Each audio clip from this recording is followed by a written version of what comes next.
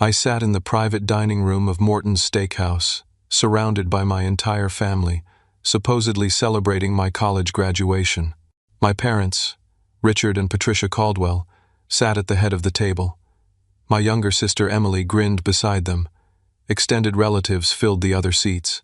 My mother stood, clinking her crystal glass. Instead of a toast, she slid an envelope across the white tablecloth. "From all of us," she announced, her voice dripping with satisfaction. I opened it. Inside was a formal disownment letter, legally drafted, complete with signatures from both parents. Emily raised her phone, recording my reaction, smirking behind the screen. The room erupted in laughter. I looked at the papers, then at their faces.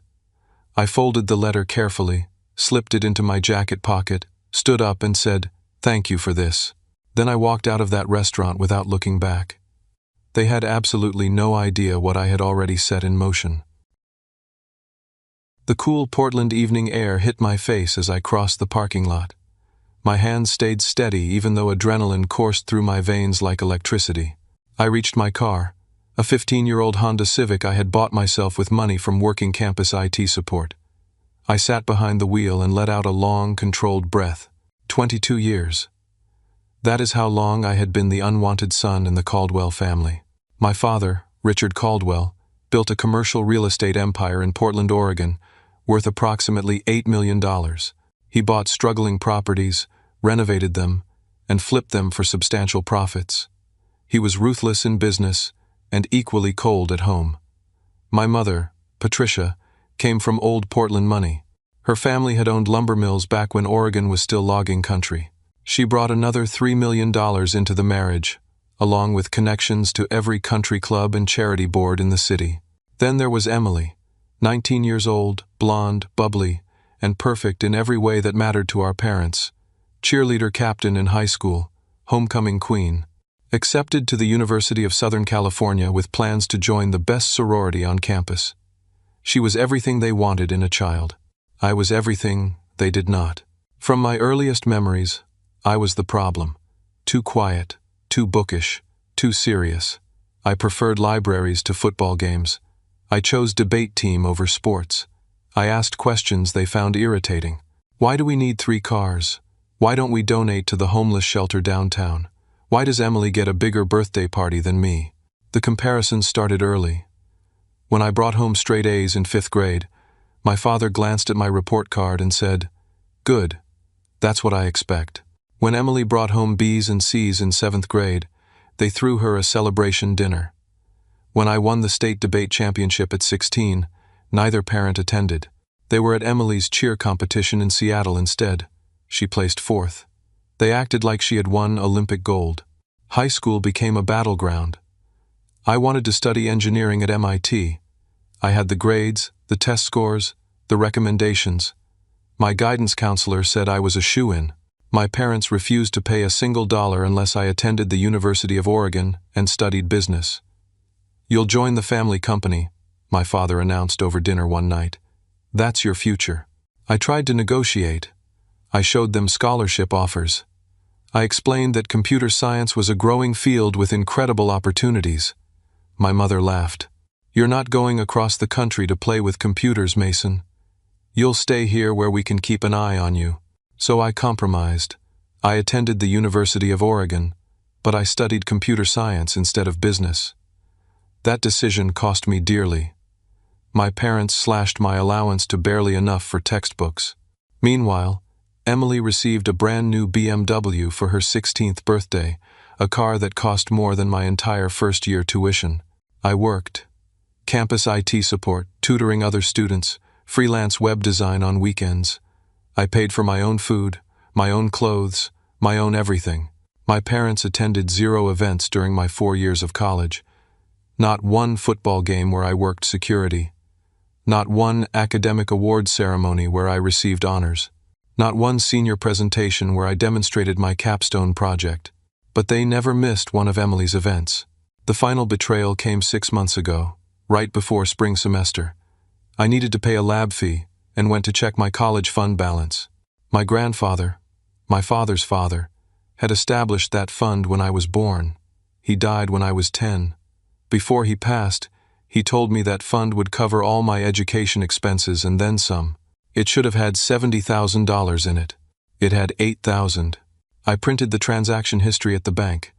There were regular withdrawals over the past 3 years.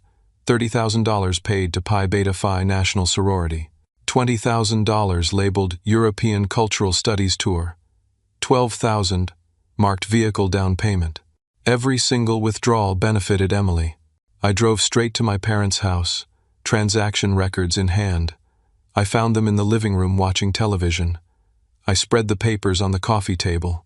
"You stole from my college fund," I said. My voice stayed calm, but my hands shook. My father barely glanced at the documents. "We borrowed it. Emily needed things." "Borrowed? You took money my grandfather left for my education and spent it on Emily's sorority dues and her trip to France." My mother sighed like I was being tedious. "Mason, don't be dramatic. We still paid for your college. You should be grateful we did that much. This was my money. Grandfather left it specifically for me." My father stood up then, all 6 feet 2 inches of him, and looked down at me with contempt. "Nothing in this family is specifically yours. My grandfather, my father's father, had established that fund when I was born. He died when I was 10. Before he passed, he told me that fund would cover all my education expenses and then some. It should have had $70,000 in it. It had $8,000. I printed the transaction history at the bank. There were regular withdrawals over the past 3 years. $30,000 paid to Pi Beta Phi National Sorority. It was my grandfather's original will, dated 3 months before his death, notarized and legally binding. In that will, my grandfather left me a beach property in Cannon Beach, Oregon. The document described it as a 3-bedroom cottage with ocean views, worth approximately $1.2 million at the time. He also left me a stock portfolio containing shares in various companies, estimated at $200,000 when he died. I never received any of it. My parents had forged documents. They claimed the property as their own. They had been renting it out as a vacation property for 15 years, pocketing every dollar. They transferred the stocks into accounts under their control. They erased my inheritance like it never existed. That night, after they kicked me out of their house, I made a decision. I took that will to an attorney. Actually, I took it to 3 different attorneys before I found the right one. His name was Gerald Hutchins, a probate and estate litigation specialist with 30 years of experience. He listened to my entire story, examined the will, and said 6 words that changed everything. "We can make this right, Mason." And sitting now in my car outside Morton's Steakhouse, the disownment letter in my pocket, I smiled. Because in 6 months of working with Gerald Hutchins, I had built a case so airtight that my parents never saw it coming. The twist they did not expect? The disownment letter they just gave me was not an ending. It was evidence. Evidence of their intent to permanently exclude me from the family and any assets. Evidence that would strengthen every claim I was about to file against them. They thought they were humiliating me one final time. Instead, they had just handed me the last piece of the puzzle. I drove across Portland, but not toward campus. Not toward the tiny dorm room my parents thought I still lived in.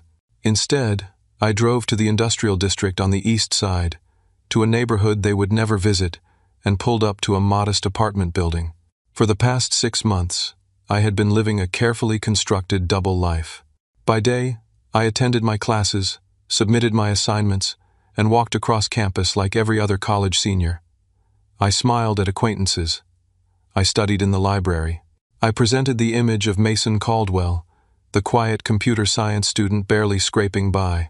By night, I became someone else entirely, someone building a legal case that would dismantle my parents' world brick by brick. I unlocked my apartment, a 1-bedroom unit I rented for $900 a month, and tossed my graduation gown over the couch. The walls were covered with documents, timelines, bank statements, rental property records, forged signatures compared to legitimate ones, every piece of evidence organized by category and date. My phone rang. Gerald Hutchins. "How did it go?" His voice was warm, grandfatherly, everything my actual grandfather might have sounded like if he had lived longer, exactly as predicted.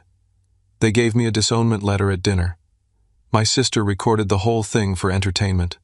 I have it all on my watch recorder. Gerald chuckled. Unbelievable. They really don't understand legal consequences, do they? They think they're untouchable. Well, they're about to learn otherwise. Come by the office tomorrow morning, 9 o'clock. We'll file everything. I hung up and sat down at my small kitchen table. 6 months of work spread before me in manila folders and 3 ring binders. Let me tell you how we got here. After finding my grandfather's will, I spent 2 weeks researching attorneys. I could not afford the big downtown firms with their $1,000 hourly rates. I needed someone skilled but willing to work with a broke college student. I found Gerald through a legal aid referral service. He normally worked with veterans navigating VA benefits, but estate fraud intrigued him. Our first meeting lasted 4 hours. I brought everything I had found. The original will, photos of the Cannon Beach property listings online, advertised as Caldwell Family Vacation Rental, bank records showing rental income deposits into my parents' account, stock transfer documents with signatures that did not match my grandfather's handwriting from other papers I had. Gerald examined each item with meticulous care. Then he told me the scope of what my parents had done. The beach property had been generating rental income of approximately $90,000 per year for 15 years.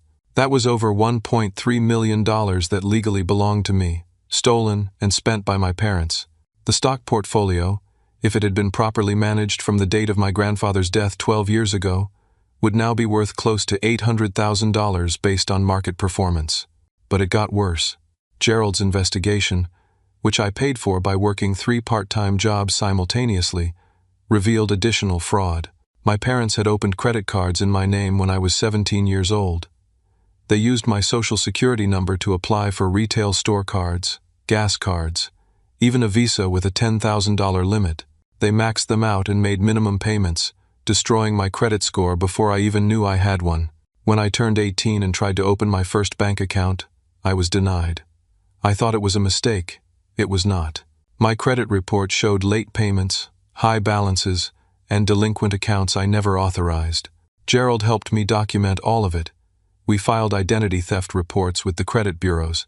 We gathered statements showing charges I could not possibly have made because I was in high school classes or at debate tournaments with time-stamped evidence. We built an identity theft case alongside the inheritance fraud. For 6 months, I lived like a monk. I worked my IT job 20 hours a week at $12 an hour. I tutored students in computer programming for $25 per session. I did freelance website design on weekends for local small businesses. Every dollar went to attorney fees, court filing costs, and investigation expenses. I ate ramen noodles and peanut butter sandwiches. I wore the same 4 outfits in rotation. I cut my own hair. I stopped going out with friends because I could not afford a $5 beer. I studied in my apartment instead of coffee shops to save money. But I documented everything. Every time my parents forgot my birthday while throwing Emily an extravagant party, I wrote it down with dates and details. Every time they mocked my major or told me I was wasting my potential, I recorded it. Every cruel comment, every broken promise, every moment of emotional neglect went into a journal that became evidence of a pattern of mistreatment. 2 weeks before graduation, everything came together. The court ruled on our initial filings. The judge reviewed the evidence, examined the will, compared signatures, and issued a sealed judgment in my favor. But the judgment would not be executed until I chose to trigger it. Gerald advised me to wait. "Let them think they've won," he said. "Let them get comfortable.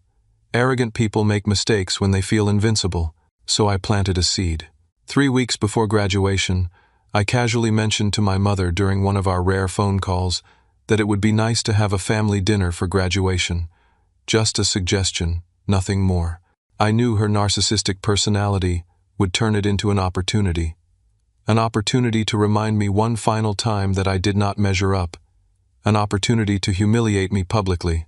She took the bait exactly as I predicted. And tonight, they delivered. The disownment letter was legally meaningless. I am 22 years old, an adult. They cannot disown an adult child from anything except their personal affections, which I never had anyway. But that letter, combined with my mother's announcement from all of us, created a paper trail of intent intent to defraud me of my inheritance, intent to exclude me permanently from family assets, intent to cause emotional harm for their entertainment. The recording on my watch captured everything. My mother's satisfied smile, my father's smirk, Emily's phone held high, documenting my reaction, the laughter from relatives who thought this was acceptable behavior. All of it admissible as evidence. The twist they never saw coming? I wanted that dinner to happen. I orchestrated the very event they thought they controlled. They believed they were delivering a final humiliation. Instead, they gave me the smoking gun that would blow their entire defense apart. I pulled the watch off my wrist and connected it to my laptop. The video file downloaded in seconds. Clear audio, clear video of the entire room. My mother's voice saying, "You were never really part of this family anyway." My father adding, "This just makes it official." Perfect. I emailed the file to Gerald with a simple subject line, "Final evidence attached." He replied within minutes, "Outstanding work, Mason. See you at 9. Tomorrow we move." I leaned back in my chair and closed my eyes. Tomorrow, sheriff deputies would knock on my parents' door with legal papers that would shatter their comfortable world. Tomorrow, they would learn that the son they dismissed and belittled had spent 6 months building a case they could not fight. Tomorrow, justice would start. But tonight, I allowed myself one moment of quiet satisfaction. Not revenge, not cruelty, just the knowledge that I had stood up for myself using intelligence, patience, and the law. My grandfather would have been proud. At 9 o'clock the next morning, I sat in Gerald Hutchins' office on the 3rd floor of a modest building downtown. His paralegal, a sharp woman named Carla, had already prepared all the filing documents. Stacks of legal papers covered the conference table. Gerald reviewed the watch recording from last night's dinner. He watched the entire thing in silence, his expression growing darker with each passing minute. When my mother announced the disownment with that satisfied smile, Gerald removed his glasses and rubbed his eyes. 22 years of this, he said quietly. 22 years of making you feel worthless. And they think this is funny. Does it help the case? I asked. Help it? Mason, this recording, combined with the disownment letter, proves malicious intent. They didn't just hide your inheritance through negligence or poor record-keeping. They deliberately, systematically destroyed your relationship with them while stealing what your grandfather left you. This elevates everything. Carla spoke up. We're filing 4 separate actions. First, immediate transfer of the Cannon Beach property to Mason with a full accounting of all rental income for 15 years plus interest. Second, transfer of all stock portfolios with accounting for growth Mason would have received. Third, criminal identity theft charges for the credit cards. Fourth, a civil suit for emotional distress and fraud. Gerald nodded. The sheriff's office has deputies ready. Your parents will be served simultaneously at their home and at their real estate office. The shock value is intentional. We want them scrambling. When? I asked. Noon today. 2 hours from now. My stomach tightened. This was real. After 6 months of preparation, we were actually doing this. Mason, Gerald said, leaning forward. Once we file, there's no going back. Your parents will fight. They'll hire expensive attorneys. They'll try to destroy your credibility. They'll make this ugly. Are you absolutely certain? I thought about every birthday they forgot, every award ceremony they skipped, every time they told me I was not good enough, every dollar they stole from my education, every credit card they opened in my name, every year they collected rent on a property my grandfather meant for me. I'm certain, I said. Good. Let's proceed. At exactly 12 noon, my phone started ringing. My father's name flashed on the screen. I let it go to voicemail. It rang again immediately. Then my mother called. Then my father again. In 10 minutes I received 14 calls. I listened to the first voicemail on speaker so Gerald and Carla could hear. My father's voice was pure rage. You ungrateful little piece of trash. You think you can sue your own family? You think you can come after what I built? I will destroy you, Mason. I will bury you in legal fees until you're bankrupt. You'll regret this for the rest of your pathetic life. You hear me? You're done. Finished. I'll make sure you never work in this state again. The message ended. Gerald raised his eyebrows. Threatening language. That'll look great in court. Save all of these. My mother's voicemail was different. She was crying, her voice breaking between sobs. Mason, baby, please. Please don't do this. Think of the family. Think of your sister. This will destroy us. We can talk about this. We can work something out. Just call me back. Please, sweetheart. I'm begging you. Carla snorted. Now she calls you sweetheart. Where was that energy for 22 years? More calls came. Emily sent a barrage of text messages. What the hell is wrong with you? You're trying to steal from mom and dad? They gave you everything, and this is how you repay them? You're a disgusting human being. I hope you're happy destroying this family. Everyone is going to know what a selfish monster you are. I blocked all of them. Every number. Every contact. I did not need their voices in my head anymore. Gerald's phone rang. He answered, listened, and smiled. Thank you, Sheriff. Yes, all served successfully. Appreciate your help. He hung up and nodded to me. Both locations confirmed. Your parents have the documents. Their real estate office got served in front of clients and employees. Maximum impact. What happens now? I asked. Now they panic. They'll call attorneys, probably several. They'll scramble to understand the scope of what we filed. By end of business today, we'll likely receive a call from their legal representation. And Mason, when that happens, you say nothing to anyone except through me. Not one word. Understand? Understood. I left Gerald's office and drove to Cannon Beach, 100 miles of coastal highway, nearly 2 hours. I had never been to the property my grandfather left me. My parents had kept me away from it my entire life, claiming it was rented out constantly or under renovation or not suitable for visitors. I pulled up to the address listed in the will. A beautiful cottage sat 50 yards from the ocean, surrounded by shore pines and beach grass, weathered cedar shingles, a wraparound porch, large windows facing the water, the kind of place people dream about. My grandfather had owned this, and he left it to me. I used the key Gerald had obtained through the court order.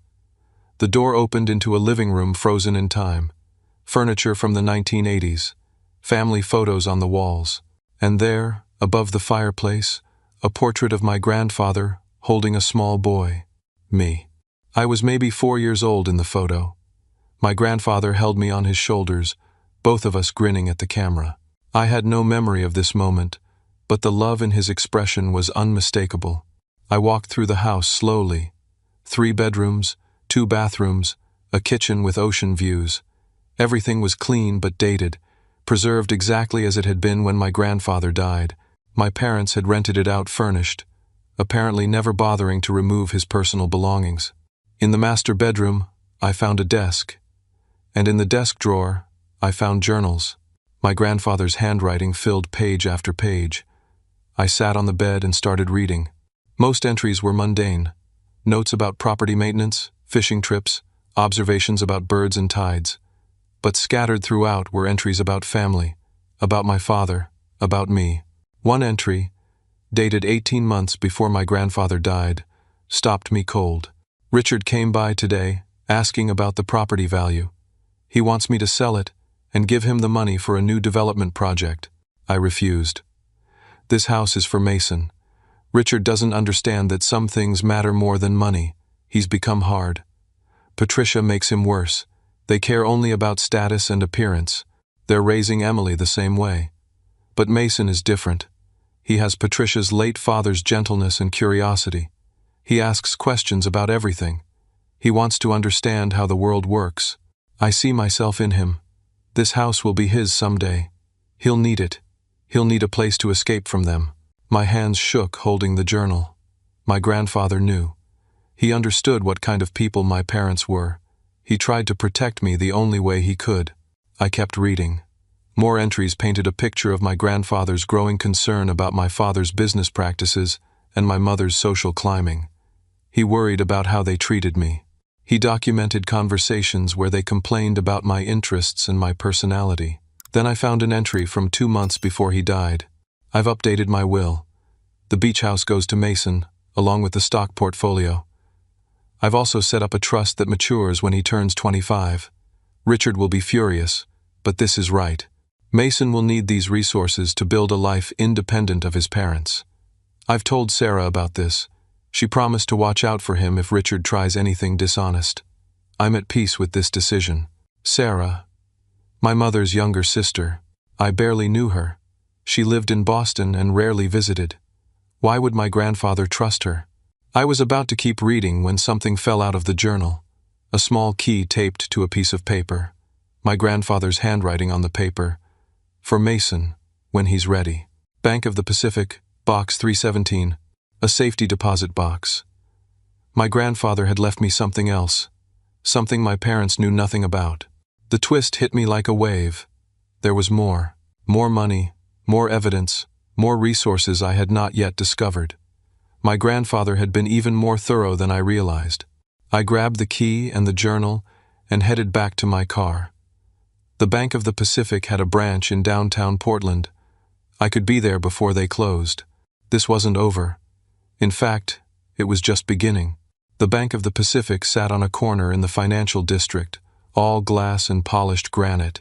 I walked in, holding the key and my driver's license, feeling like I was about to open a treasure chest in some adventure story. The bank manager, a woman named Helen, examined the key and checked her records. Box 317 was opened by Robert Caldwell 12 years ago. It's been untouched since. I'll need to verify your identity. I provided my license and answered security questions. Helen led me to the vault, a temperature-controlled room lined with metal boxes. She used her master key and my key together to open Box 317, then left me alone in a private viewing room. Inside the box, a thick envelope, stock certificates in plastic sleeves, and another letter from my grandfather. My hands trembled as I opened the letter. Dear Mason, if you're reading this, I'm gone, and you're old enough to need what I've left you. I hope Richard did the right thing and gave you the beach house and stocks I left in my will. But knowing my son, he probably tried to keep it all. That's why I created this backup. In this box you'll find $500,000 in stock certificates for companies I believe will grow substantially. These are separate from the stocks mentioned in my will. Documentation of a trust fund containing $200,000 that matures when you turn 25. This is in addition to everything else. And finally, evidence I've collected of Richard's business practices. Use it if you need it. I love you, Mason. You were the best part of my life in those final years. Be strong, be honest, be nothing like your father, your grandfather, Robert. I pulled out the stock certificates. Microsoft, Apple, Amazon, Google. $500,000 invested in the early 2000s in companies that had since exploded in value. A quick calculation in my head suggested these stocks were now worth over $2 million. The trust fund documentation was next. $200,000 held in a financial institution in Seattle, maturing when I turned 25. In 3 years, I would receive that money automatically. Then I found the evidence my grandfather mentioned. A manila folder contained copies of documents related to my father's business deals.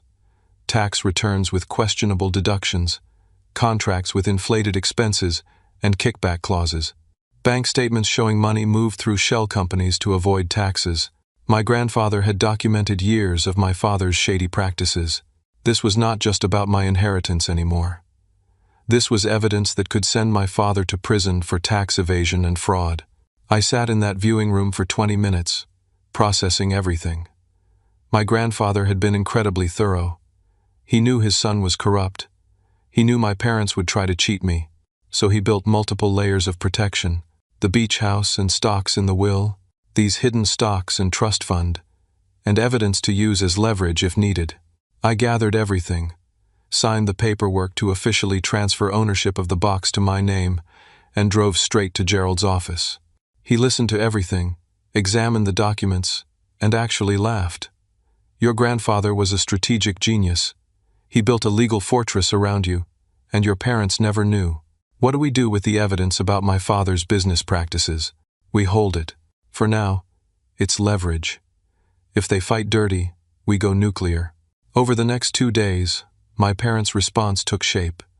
They hired a legal team from Seattle, 3 attorneys from one of the biggest firms in the Pacific Northwest. the kind of firm that charges $800 per hour. Their lawyers contacted Gerald with a settlement offer. They would give me the beach house if I dropped all other claims. No rental income, no stocks, no identity theft charges, just the house. Gerald presented the offer to me in his office. "What do you want to do?" "Counteroffer," I said. "I want the beach house, all rental income with interest, both stock portfolios, a public apology, and they must pay to repair the credit damage from the identity theft." "They'll refuse." "I know, but I want them to understand I'm not negotiating from weakness." Gerald delivered my counteroffer. As predicted, my parents refused. Their attorneys sent back a threatening letter, suggesting that if I did not accept their generous offer, they would vigorously defend against these baseless claims and seek sanctions against me for filing frivolous lawsuits. Meanwhile, my parents launched a different kind of attack. They started a smear campaign among extended family and their social circle. Phone calls went out to aunts, uncles, cousins. "Mason is lying. Mason is greedy. Mason had a mental breakdown and is making wild accusations. We've been nothing but generous to him, and this is how he repays us." My Aunt Julie called me, crying, "Mason, honey, your mother says you're trying to steal their retirement savings. She says you're claiming they owe you millions of dollars that don't exist. This doesn't sound like you. What's really going on?" I calmly explained the situation. The hidden will, the stolen rental income, the identity theft. I offered to send her copies of the legal documents. She was silent for a long moment. Then, "Oh my God, Mason, I'm so sorry. I had no idea. Your mother made it sound like you were having some kind of crisis." "I'm not having a crisis, Aunt Julie. I'm just claiming what's legally mine." Other relatives were not so understanding. My Uncle Thomas, my father's brother, left me a voicemail that was pure venom. "You little punk. You think you can go after your own father? Family means something, Mason. But you wouldn't know about that, would you? You've always been a selfish, ungrateful brat. If I see you, we're going to have a very unpleasant conversation." I saved that voicemail too. More evidence of the family's hostility. Then Emily made her move on social media. She posted on Instagram with a long caption about how I was trying to destroy our family over money and how some people can't handle success so they tear others down instead. She included the video from graduation night. My face as I opened the disownment letter. The moment carefully edited to remove the context, making it look like I was just upset about a normal family disagreement. The post got hundreds of comments, most from her sorority sisters and high school friends who had no idea what was really happening. "Your brother is so ungrateful. Family is everything. How could he do this? Stay strong, Emily. You don't need that negativity." But some comments were different. People who actually watched the video carefully and saw the cruelty. "Wait, they gave him a disownment letter at his graduation dinner? That's messed up. Why were you filming his reaction like it was entertainment? This seems really cruel regardless of what the fight is about. Who disowns their kid at a restaurant?" The post started to backfire. More people began questioning why a family would do something so publicly humiliating. Emily deleted it within 6 hours, but screenshots had already spread. Then something unexpected happened. Family friends started reaching out to me privately. People who had known my grandfather. People who had watched me grow up and noticed how differently my parents treated me compared to Emily. One of them was Frank Morrison, my grandfather's business partner for 30 years. He called me directly. "Mason, your grandfather told me about the beach house. He told me he was leaving it to you because he knew Richard couldn't be trusted. I should have checked on this years ago. I'm sorry I didn't." "It's not your fault, Frank. I want to help. I'll testify if you need me.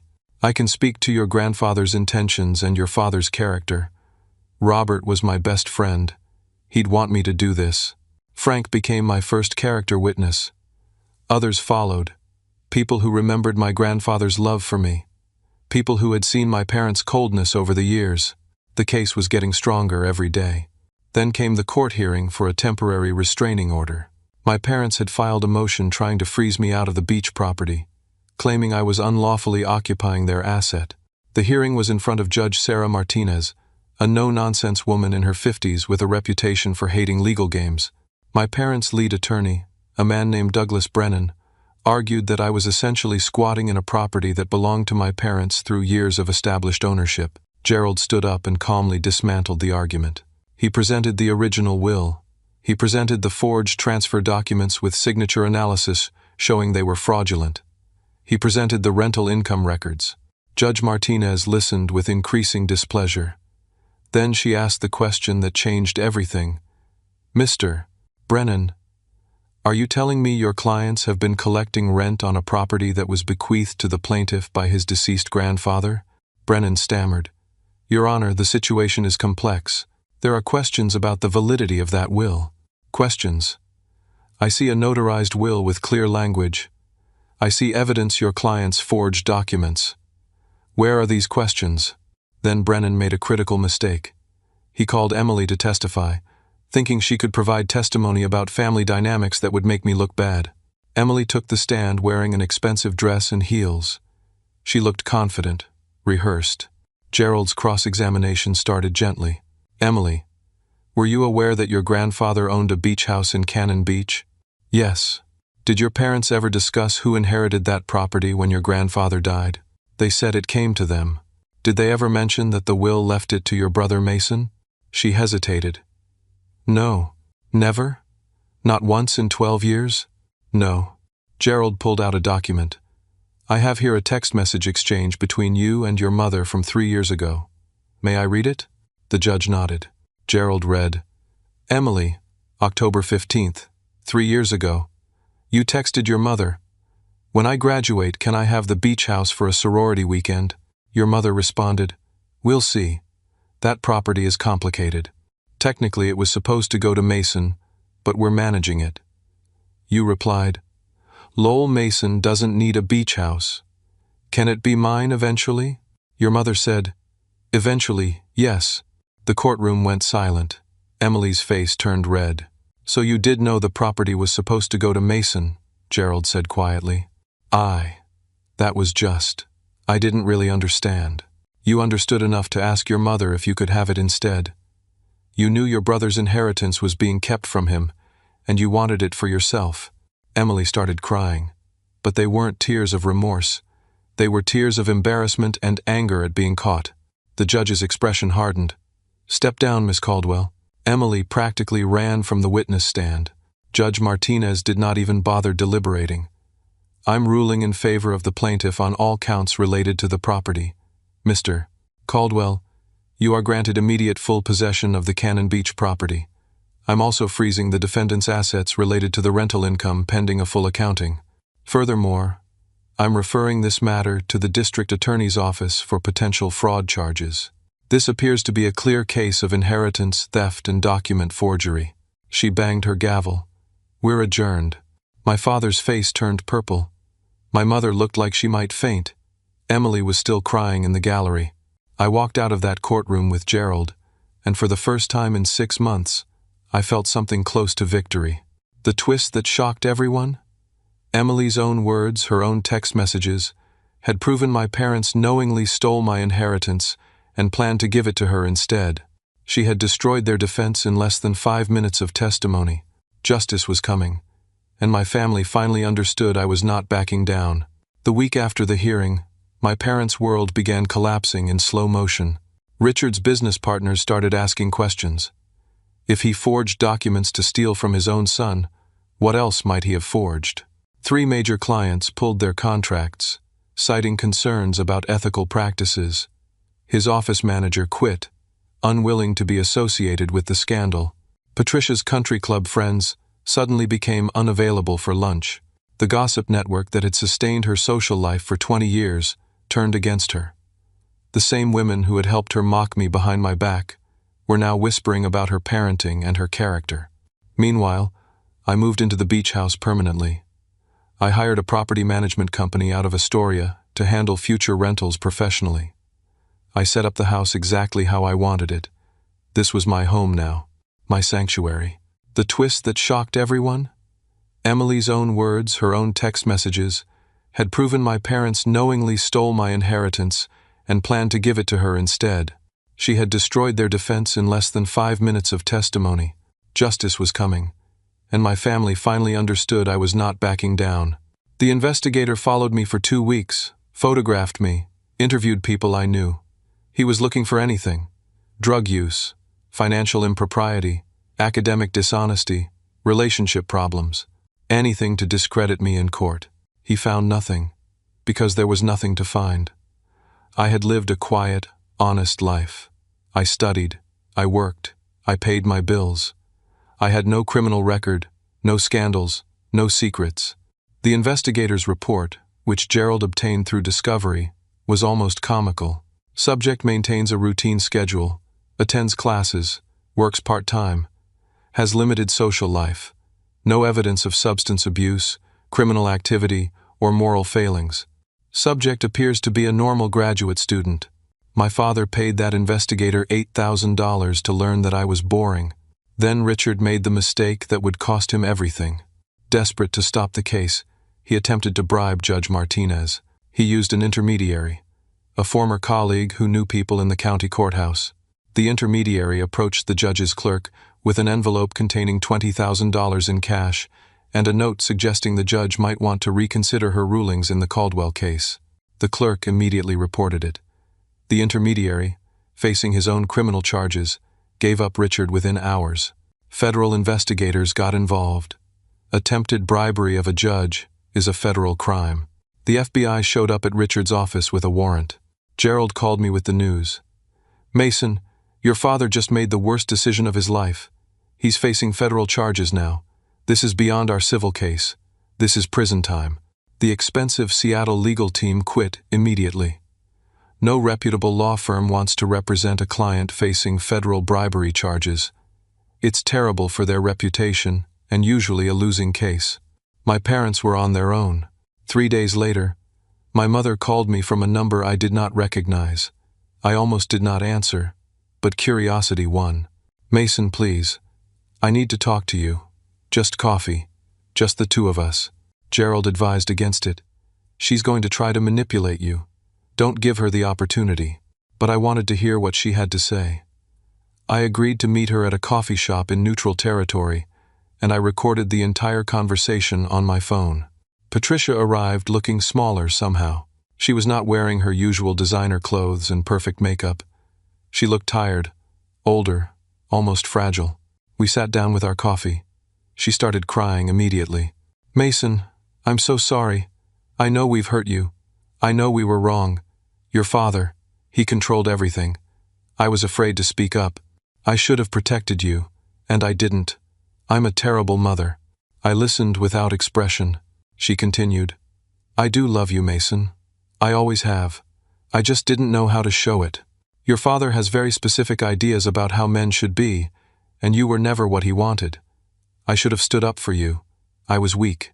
Why did you tell everyone at my 8th grade graduation that I was an embarrassment?" I asked quietly. She blinked. "What?" "8th grade. I won the Academic Achievement Award. You told Aunt Julie and Mrs. Henderson from next door that it was embarrassing how much I cared about grades instead of sports. I was standing right behind you. I heard every word." Her face crumbled. "Mason, I don't remember that.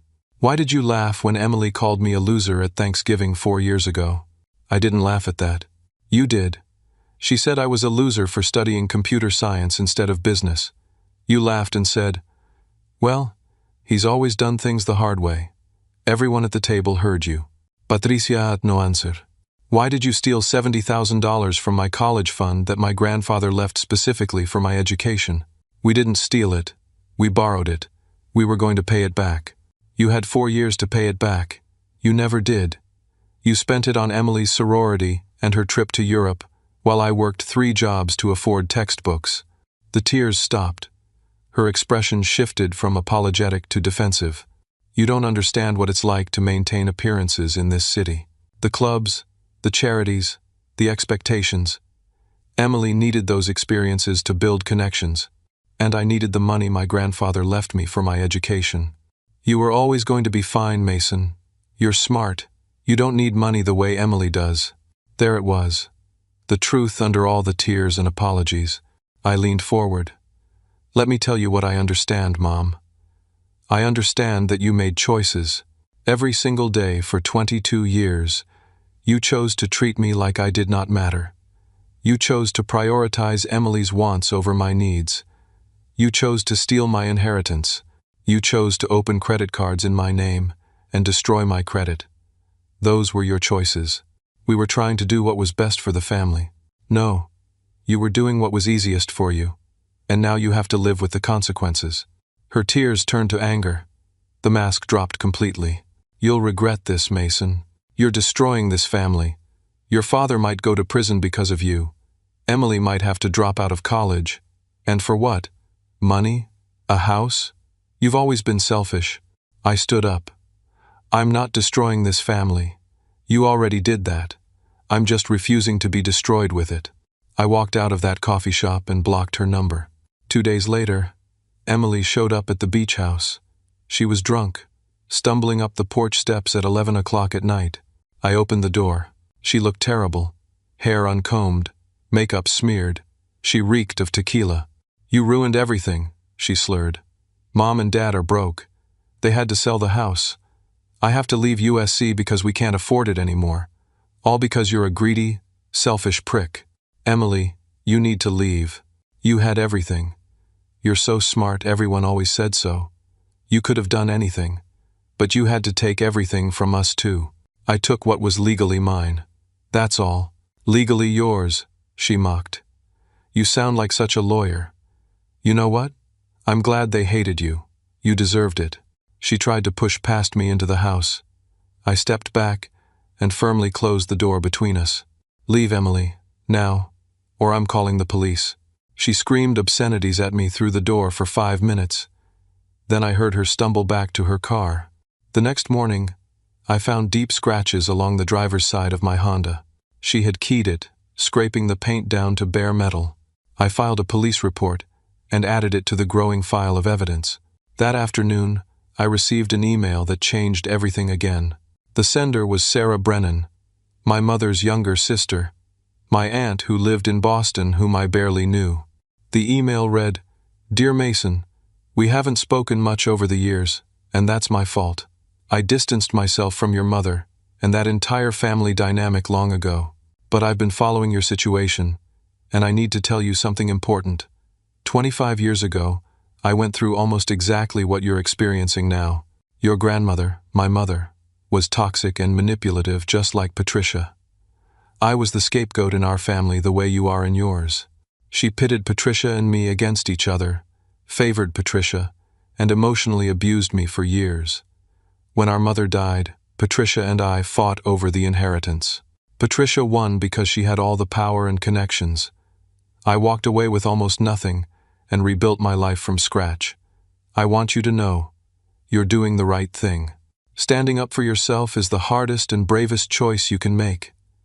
I'm also reaching out because your grandfather contacted me before he died. He told me about leaving you the beach house and the stocks. He asked me to watch out for you if Richard and Patricia tried to cheat you. I failed at that, and I'm sorry. I should have checked in years ago, but I can help now. I'm a venture capitalist. My firm manages about 40 million in investments. If you have any business ideas, any projects you want to pursue, I can provide seed funding and mentorship. More importantly, I'm willing to testify in your case. I can speak to the generational pattern of abuse in our family. I can validate everything you've experienced. Please call me. Let me help. You're not alone. Your aunt, Sarah. I read the email 3 times. My mother's sister. Someone who had been through this exact situation. Someone who understood. And she was offering not just emotional support, but real, practical help. I called the number she provided. She answered on the first ring. Mason, I'm so glad you called. We talked for 2 hours. She told me her story, how my grandmother had been cruel and controlling, how Patricia learned those same behaviors and became just like her, how the family operated on a system of favorites and scapegoats that went back generations. You breaking that cycle, Sarah said. You're the first person in 3 generations to stand up and say no more. I'm so proud of you. The twist that would destroy my parents' remaining defense? Sarah agreed to testify. A successful businesswoman with no stake in the outcome willing to describe the family's history of abuse and manipulation. Her testimony would prove this was not just about money. It was about a pattern of toxic behavior spanning decades. My case was now unbeatable. The civil trial began on a cold morning in late October, 3 months after the initial filing. The courthouse was packed. Family members, curious locals, even a reporter from the Portland Tribune who had been following the case. My legal team had grown. Gerald remained lead counsel, but Sarah had connected me with 2 additional attorneys from her network who specialized in estate fraud. We had resources now. Real resources. My parents sat at the defense table with a court-appointed attorney. They could no longer afford private representation. Their Seattle firm had dropped them. Their assets were frozen pending the trial. They looked diminished somehow. Smaller. Older. Richard wore a cheap suit instead of his usual $1,000 tailored pieces. Patricia's hair had gone gray at the roots. Neither looked at me. Emily sat in the gallery, arms crossed, glaring. Judge Martinez presided. She had already made clear her opinion of my parents during the preliminary hearings, but she committed to hearing all evidence fairly. The trial lasted 5 days. Day 1 focused on the inheritance itself. Gerald methodically presented my grandfather's will. Handwriting experts testified that the signatures on the forged transfer documents did not match my grandfather's authentic signatures from other legal papers. We showed the rental income records proving my parents collected $1.4 million over 15 years on a property that legally belonged to me. The defense had no credible counter. Their court-appointed attorney, a young man fresh out of law school, tried to argue that the will was ambiguous. Judge Martinez shut that down immediately. Counselor, the will states, I leave my property at 214 Seaside Drive, Cannon Beach, Oregon, to my grandson Mason Robert Caldwell. That is not ambiguous. Day 2 covered the stock portfolios. Financial experts testified about the value of the stocks when my grandfather died versus their value today. If I had received them at age 10 as intended, and if they had been managed with even moderate competence, the portfolio would be worth over $1 million. My parents had transferred those stocks to themselves and spent the dividends. We also presented evidence of the hidden stock certificates from the safety deposit box. My parents had no idea those existed. The look on Richard's face when we revealed an additional $2 million in stocks was almost worth the entire ordeal. Day 3 was the identity theft. Credit experts walked the jury through every fraudulent credit card, every late payment, every ding to my credit score. We showed applications with my social security number and forged signatures. We proved I was 17 when most cards were opened, legally unable to consent. The defense tried to claim, I must have known about the cards and consented verbally. Our attorney asked Richard directly, did Mason know you were opening credit cards in his name? Richard, under oath, had to answer, no. So you committed identity theft against your own son. We needed the credit for family expenses. That's not what I asked. Did you or did you not open credit accounts using your minor son's identity without his knowledge or consent? Long pause. Yes. The jury looked disgusted. Day 4 brought the character witnesses. Frank Morrison testified about my grandfather's love for me and his concerns about Richard's ethics. He described conversations where my grandfather explicitly stated the beach house was for Mason because Richard could not be trusted. 3 of my former teachers testified about my character. They described a quiet, hard-working student who never caused problems. They talked about how I excelled academically despite having no family support at school events. Then Sarah took the stand. She was poised, articulate, and devastating.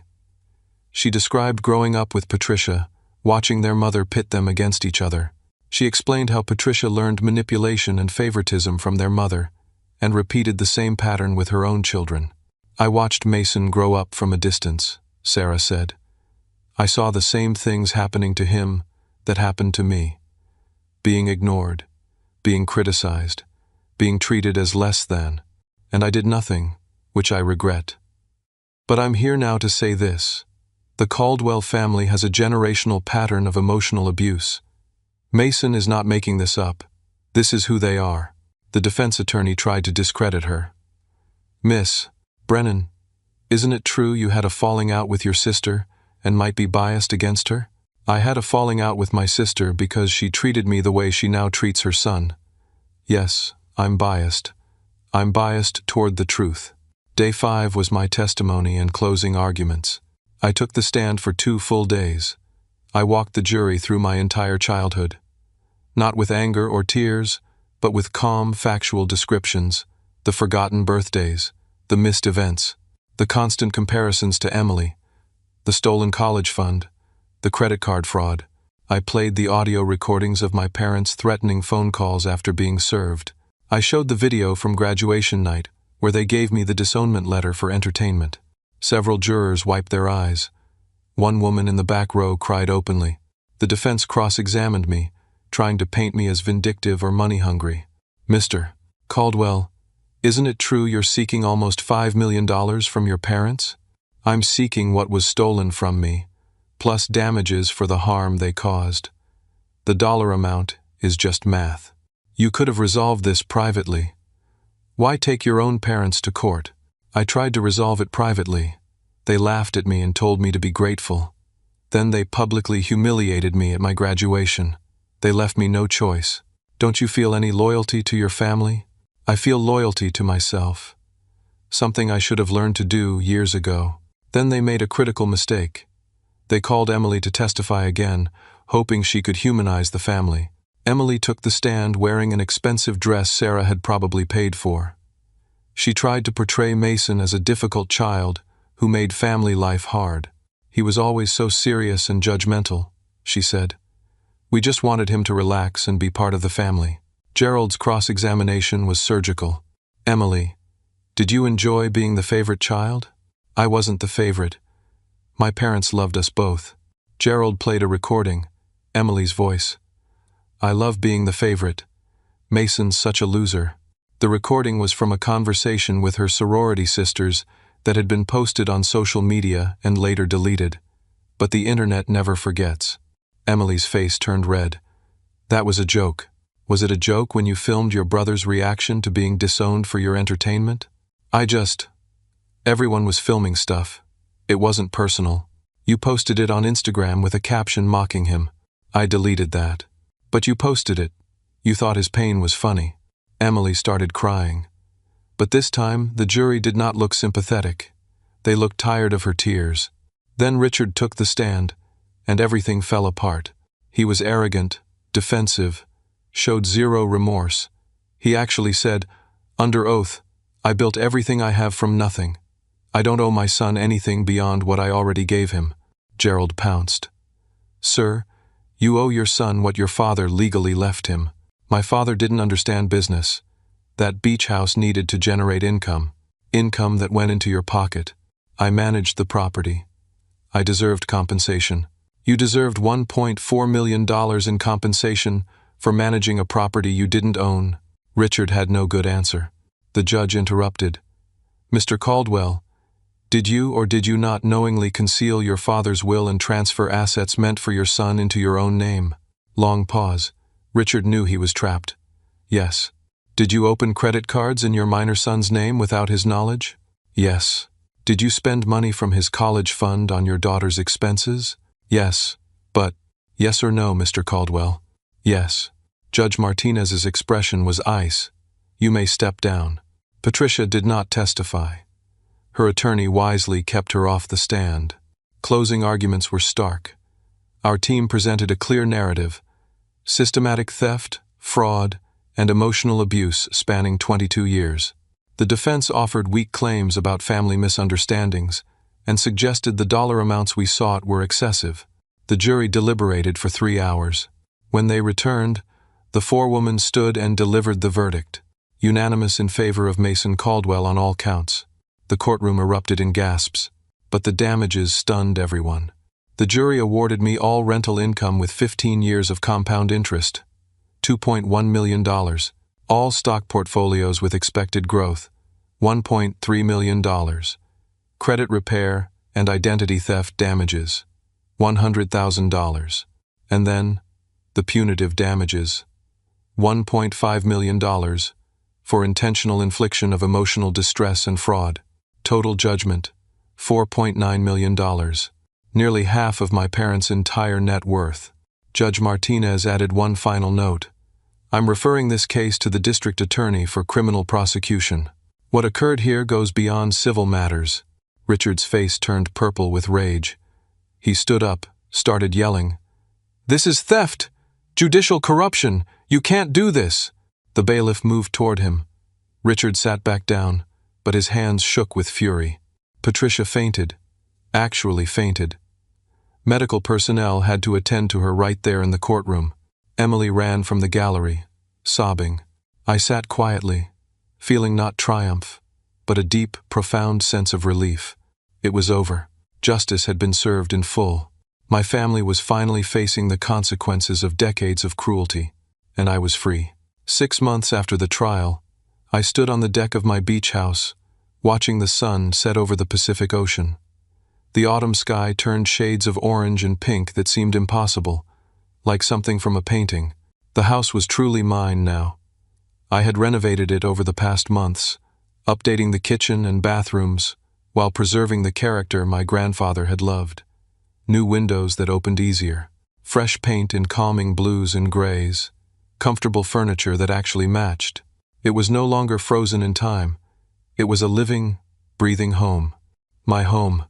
I had been accepted into the PhD program in computer science at Stanford University with a full scholarship. I would start in January. For the first time in my life, I was pursuing education entirely on my own terms, with no family pressure or expectations weighing on me. I had also launched a small tech startup with seed money from Aunt Sarah. We were developing educational software for underprivileged students, tools that would help kids from difficult backgrounds access quality learning resources. The company was called Second Chance Software, and it was gaining real traction. 3 school districts in Oregon were piloting our programs. Doing something good with the money felt right. My grandfather would have approved. My parents had been forced to liquidate most of their assets to pay the judgment. They sold their mansion in the West Hills and moved into a modest townhouse in Beaverton. Richard's real estate business had collapsed completely. The bribery charges resulted in a plea deal, 3 years probation, community service, and a massive fine that wiped out what little savings they had left. He also lost his real estate license permanently. Patricia had to get a job for the first time in 30 years. She worked as a receptionist at a dental office, answering phones and scheduling appointments. The country club membership was gone. The charity board positions were gone. The social status she had spent her entire adult life building had evaporated. Emily had to leave USC after 1 semester. She transferred to Portland State and got a job at a coffee shop near campus to help pay tuition. She was working 25 hours a week while taking classes, experiencing exactly what I had done for 4 years. I felt no satisfaction in their downfall, but I felt no guilt either. They had made their choices. Every single day for 22 years, they chose cruelty over kindness. They chose favoritism over fairness. They chose theft over honesty. Now they were living with the consequences of those choices. Some extended family members had reached out to apologize. Aunt Julie called crying, saying she should have paid more attention to how I was treated. Uncle Frank visited the beach house and spent an afternoon telling me stories about my grandfather. We talked about fishing and business and the value of integrity. Other relatives sided with my parents and cut me off completely. That was fine. I did not need people in my life who thought stealing from your own child was acceptable. Aunt Sarah had become exactly the family member I always needed. She visited every few weeks, bringing ideas for the business and advice about navigating my new financial reality. She taught me about investing, about wealth management, about using resources responsibly. She also shared stories about our family history that helped me understand the generational patterns of dysfunction. Your grandmother destroyed my self-esteem, she told me one evening over dinner. It took me 20 years of therapy to rebuild it, but I did rebuild it. And you will too, Mason. You're already halfway there. I had started therapy the month after the trial, working with a psychologist who specialized in family trauma. We talked through the childhood neglect, the emotional abuse, the constant feeling of not being good enough. It was hard work. Some sessions left me exhausted and raw, but it was helping. I had also started dating. Her name was Jordan Chen, a PhD candidate in environmental engineering I met through the graduate program. She was kind, brilliant, and had no connection to my past or my family drama. When I finally told her my story, she listened without judgment. "That must have been incredibly lonely," she said. "It was. But you survived, more than survived. You fought back with intelligence and dignity. That takes real strength." Having someone see me, really see me, for who I was and not what my family said I was, meant everything. On this particular evening, as the sun touched the horizon, I received a letter in the mail. Not an email, an actual handwritten letter on nice stationery. It was from Emily. I almost threw it away without reading it. But curiosity won. I opened the envelope and read, "Mason, I don't expect you to respond to this. I don't expect forgiveness or reconciliation. I just need to say things I should have said years ago. I was cruel to you, not just at graduation, but for years before that. I enjoyed being the favorite. I enjoyed the attention and the privileges. I knew Mom and Dad treated you differently, and I didn't care. I thought you deserved it somehow. That you were too serious, too boring, too different from us. I was wrong. Losing everything this year taught me who I really was without the money and status. I didn't like what I found. I was spoiled, entitled, and mean. I participated in your abuse. I laughed at your pain. I recorded your humiliation for entertainment. I can't take any of that back. I'm in therapy now. Dr. Phillips is helping me understand family dynamics and my role in the toxicity. I'm learning about scapegoating and favoritism, and how children can be complicit in abuse even if they didn't create the system. I'm learning that I hurt you. Badly. For years. And I'm so sorry. I know sorry doesn't fix anything, but you deserve to hear it. You deserved better than what we gave you. You deserved parents who celebrated your intelligence and your kindness. You deserved a sister who supported you instead of mocking you. I can't change the past, but I'm trying to change myself. I don't know if you'll ever want a relationship with me. I wouldn't blame you if you didn't. But I wanted you to know that I finally understand. I finally see what we did to you. And I'm ashamed. I hope you're happy, Mason. I hope you're building a good life. You deserve that. Emily. I read the letter twice. Then I folded it carefully and put it in a drawer in my desk. Maybe someday I would respond. Maybe I would not. For now, it was enough to know she was learning. Enough to know she finally understood the damage she had caused. I was not ready to forgive yet. Maybe I never would be. But I could acknowledge her growth without offering reconciliation. Those were separate things. As the last rays of sunlight disappeared into the ocean, I thought about my journey. From the scared, lonely kid who believed he was not good enough, to the college student who discovered the theft and could have responded with rage and revenge. Instead, I chose strategy. I chose patience. I chose the law. I did not seek revenge. I sought justice. There is a profound difference between those two things. Revenge would have been about hurting them the way they hurt me. It would have been emotional, reactive, ultimately empty. Justice was about reclaiming what was mine, about standing up for myself with dignity, about using legitimate systems to correct illegitimate wrongs. Justice brought closure in a way revenge never could. I realized something important standing there on that deck. The greatest gift my parents ever gave me was not my grandfather's inheritance. It was that disownment letter. Not because it helped my legal case, though it did, but because it freed me. It gave me permission to stop trying to earn love from people incapable of giving it. It released me from the obligation to keep trying, to keep hoping they might change, to keep sacrificing myself for their approval. That letter was the final proof I needed that they would never love me the way I deserved. And once I accepted that truth, I could finally let go. I could build a life based on my own values instead of their expectations. I could define success on my own terms. I could choose family that chose me back. I thought about my grandfather and wished I could thank him, not just for the money and the property, though those helped, but for the message in those journal entries I found in the desk drawer. You are worthy of love. You are enough. For 22 years, I did not believe those words, but I believe them now. I pulled out my phone and texted Aunt Sarah. Thank you for everything. for believing me, for supporting me, for being the family I needed. She responded immediately, "Your grandfather would be so proud of you. I am too. You took a terrible situation and turned it into a new beginning. That takes courage." I smiled, genuine and peaceful. I was 23 years old. I had financial security that most people my age could not imagine.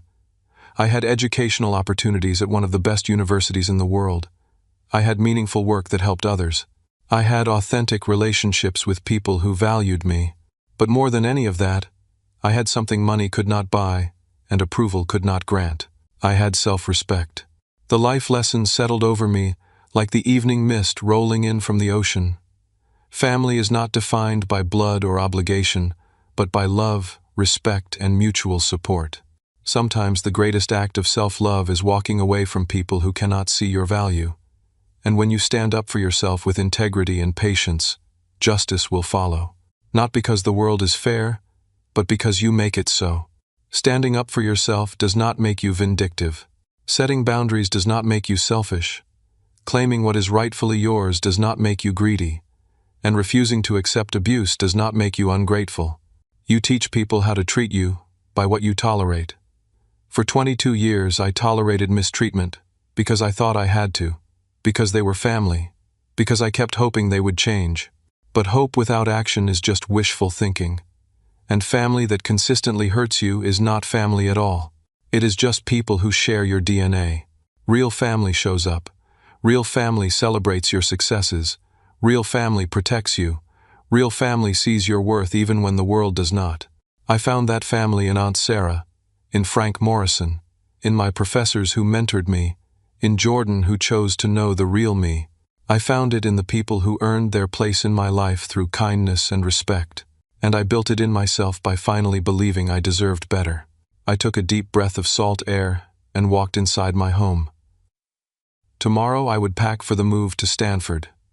Next week I would meet with investors about expanding Second Chance software. Next month I would celebrate my first holiday season free from family obligation and toxic dynamics. But tonight, I was simply at peace. The kid who was never good enough had become a man who knew his worth. The scapegoat had become the success story. The discarded son had become his own person, defined by his choices rather than his circumstances. And that was everything. So let me ask you something. Have you ever had to stand up for yourself against people who were supposed to protect you? Have you ever had to choose your own peace over someone else's comfort? What would you have done in my situation? I would love to hear your thoughts in the comments below. If this story resonated with you, please give it a like. It helps more people find these stories and know they're not alone in their struggles. And if you haven't already, subscribe to the channel for more stories about resilience, justice, and finding your own path. Share this with someone who needs to hear that it's okay to put yourself first, that standing up for yourself isn't selfish, that you deserve respect, even from family. Thank you for listening to my story. Thank you for being part of this community. I hope you find the courage to claim your own worth, whatever that looks like for you. Take care of yourselves. You deserve it.